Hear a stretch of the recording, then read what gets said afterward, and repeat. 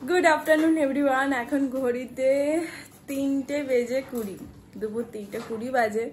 এত বেলাতে ব্লগটা শুরু করছি, তার কারণ হচ্ছে সকাল থেকে অ্যাকচুয়ালি মনের পরিস্থিতি খুব একটা ঠিক ছিল না, কারণ তোমরা জানো আমার রিসেন্ট মায়ের শরীরটা একটু খারাপ করে, আমরা দিদিরা সবাই যাই।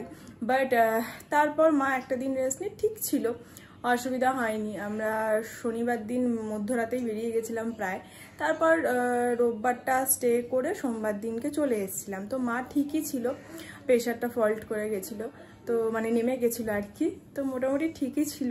তাই মা বললো তোরা যা, তোদেরও তো ওখানে অফিস স্কুল সব আছে, এসেছি।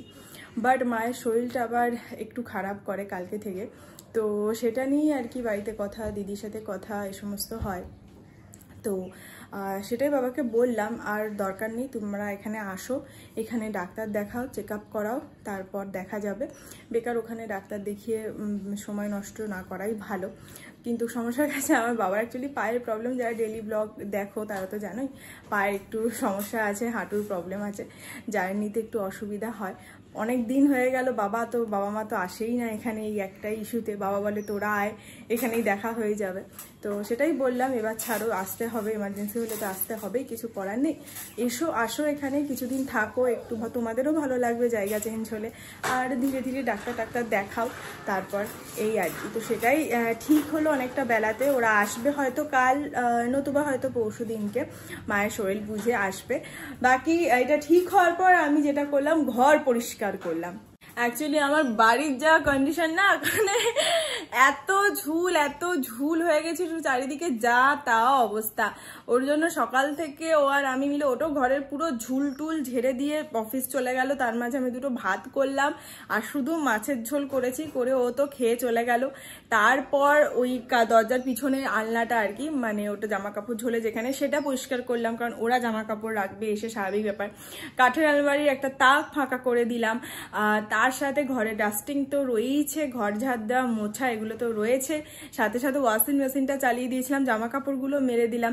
ও অনেক হেল্প করেছে, প্রচুর কাজ করলাম। একটা ভালো আমার বাড়ির একটা হালকা পাতলা ডিপ ক্লিন বলবো না, বাট মোটামুটি একটা ক্লিনিং হয়ে তো অন্তত গেল। বাকি ওরা আসুক, অন্তত বাড়িটা ফ্রেশ পাবে যতই হোক। এই তো এখন সব সেরে, এখন 3টে 20 মতন বাজে, মেয়ের খাওয়া প্রায় শেষ, এবার আমি খাবো। এই যে ঘর দূর পরিষ্কার করে নিয়েছি, সব একবার করে মুছে টুছে নিয়েছি। কি টি টেবিলটাও ফাঁকা করা আছে যদি কিছু রাখে, আর বাইরে জামা কাপড় পুরো ভরা। আর এই যে এখানে অ্যাকচুয়ালি আমাদের বাইরে জামা কাপড়গুলো থাকে, এই তাকটাও মোটামুটি খালি করে দিয়েছি। আর এই যে মোটামুটি ওপরের ঝুলটুলো মোটামুটি বলতে গেলে পরিষ্কার, ঘড়ি টড়ি দিয়ে সব কিছু দিয়ে হয়ে গেছে। এটাকেও মোটামুটি একদম পরিষ্কার করে দিয়েছি, বাট এর একটা ঘুমের দরকার। Good afternoon. কথা বলার সময় নাই। এই যে ভাত বেড়ে নিয়েছি, আর মাছের ঝোলটাতে প্রচুর সবজি দিয়েছি, গাজর, পটল, কাঁচকলা, বেগুন, আলু, মানে আরো যদি কিছু সবজি থাকতো দিয়ে দিতে পারতাম, সবকিছু দিয়ে করেছি। আর সাজিয়ে গুজিয়ে নিয়েছি, কারণ এক তরকারি ভাত হলে না, এবার সাজিয়ে থালা বাসন দিয়ে নিলে দেখেই পেট ভরে যাবে। এই যে চলো খেয়ে নি। সন্ধ্যেটাতে আজকে বাড়িতে কথা বলেই কাটিয়ে দিলাম। বাবা মাকে তো বলেছিলাম আসার জন্য, তো বাবা বললো আসবে, বাট 2 দিন পরে আসবে। মা এখন আছে একটু মোটামুটি আছে, তো বললো 2 দিন পরে আসবে। আর ঠিক আছে, যেটা ভালো বুঝবে। এই তো তারপর রাত্রিবেলা একেবারে ডিনার নিয়ে বসে গেছি। খাওয়া প্রায় শেষ হতেই চললো। ওই ঝোলটা করেছিলাম অল্প ঝাল দিয়ে, ওটা দিয়েই খাচ্ছে। আর ওর রাতে ডিম আছে, মাছ না। আর আমাদের ভাত একটু আলু ভাতে মাখা, আর এখানে মাছের মাথা আছে। মাছের মাথা বিয়ের আগে প্রচুর খেয়েছি, মাছের মাথা, মানে মাছ আনলেই গোটা মাথা আমি খাবো, এমন ব্যাপার আর কি।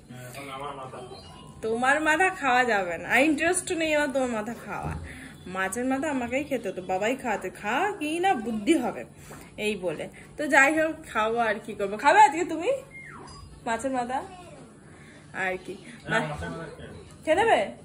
ভালো করে খেতে হয় কিন্তু, তাহলে আমি মাছ খেয়ে নেবো। দেখো ঠিক আছে, বলেছে আজকে ও মাছের মাথা খাবে, আমি মাছ খাবো। বাকি চলো খেয়ে দিয়ে নি।